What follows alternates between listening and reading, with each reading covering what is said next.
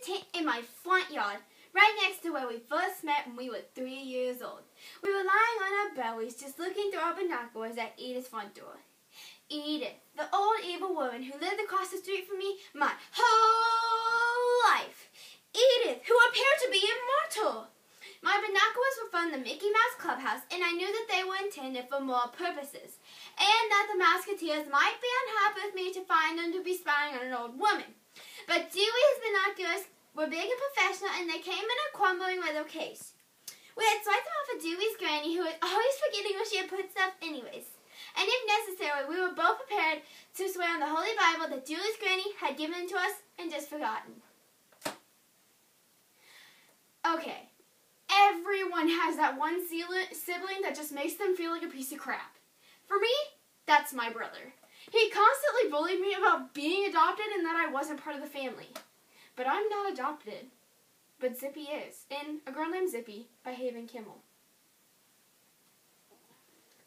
I didn't know how long we'd been lying there, just watching Edith's front door. But it must have been forever, because Dewey was beginning to get cranky, because we had forgotten our candy bars, and I was beginning to feel about 600 cigarette bites, and we were about to give up when Edith's front door swung wide open, causing my throat to close so tightly that my breath came out like a whistle. We snapped our binoculars into a locked position, and as soon as I stopped wheezing, I told Dewey what I had learned since our last mission. Miranda says she takes puppies when they're at their cutest, and she just throws them into a boiling pot of water. I completely convinced Dewey that Edith had eaten puppy stew. So when I pressed Miranda for more details of what Edith would do to me, she had me. Miranda became uncharacteristically silent. Tell me what I have to do to protect myself!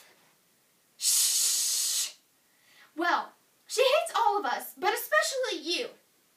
I felt the urge to just sit me up into my sister's body like a panicked monkey. Why does she hate me so much? I haven't done anything to her. Shh.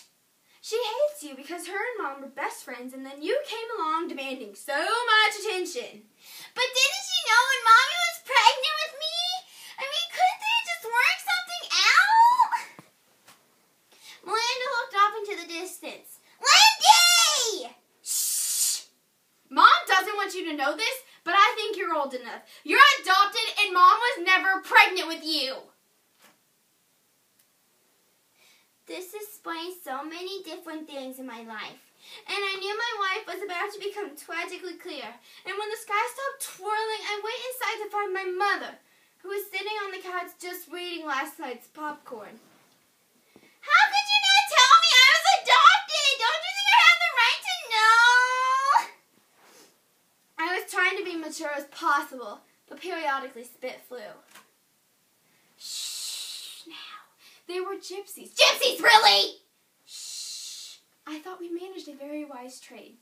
Gypsies in Moorland? Are you kidding me? There are at least 42 questions I needed to ask, but only one that truly mattered.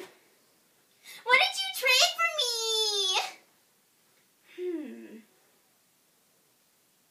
I think it was a velvet bag. A velvet bag? Who wants a velvet bag, especially over a kid like me? Shh. Honey, it was a huge bag. It had no bottom. It was like a human heart. And there was no end to what it could hold. Plus, you were born with a tail. I looked at her completely speechless, my mouth hanging out exactly like a creature with a tail would. We had it removed so your pants would fit, though. Okay, that's enough. I'm just gonna go outside for a minute and... I stood on the front steps for a moment, contemplating the news. The story had snapped itself clear in my head like a mousetrap. Let's see. Mom and Edith had been best friends because they both read books and were basically insane.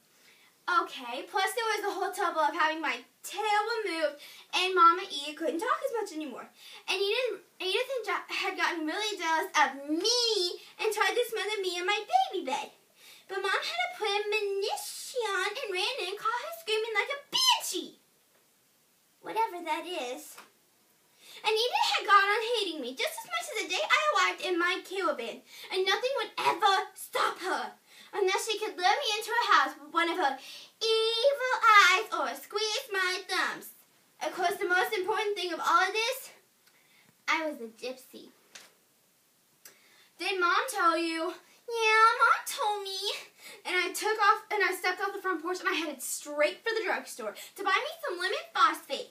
I took my gypsy blood in my tail and I walked right past Edith's house instead of crossing like I had usually done. And right as I reached the edge of Edith's yard, her front door opened. I took off running for my life. But unfortunately for me, Edith lived on, and through some unholy pact made from the universe, once a year, Edith would take down her gruesome, long hair and swash it, swinging it from side to side. But Edith never stopped hating me.